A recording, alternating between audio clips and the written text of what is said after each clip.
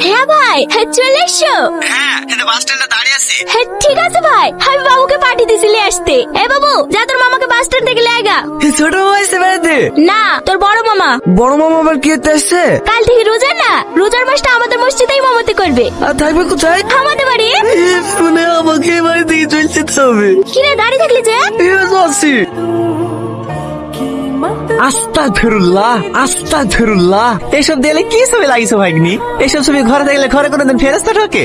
ঘরে দোয়া দরদ লাগি থুবা, আস্তে যেতে চোখে পড়বে, মনটা পবিত্র থাকবে। মামা, রাত তো অনেক হয়ে গেছে, আপনি কোন ঘরে শোবেন? পাঁচ ঘরে নাকি? না না, দুই মা ভাগ্নে একসাথেই ঘুমাবো। সেই খাওয়ার সময় তোমাকে ডেকে দিতে হবে না। আপনি এই ঘরে ঘুমাবে? হ্যাঁ, এ তো দেখছি চড়বে তারে। আমার আবার শোয়া তো মামা, ঘুমের ঘরে কখন আবার লাথি টাথি লেগে যাবে। ও কোনো ব্যাপার নাই ভাগ্নি, ছোটবেলায় তোমার কত লাথি খাইছি। শোনো ভাগ্নি, রমজান মাস হচ্ছে নেকির মাস।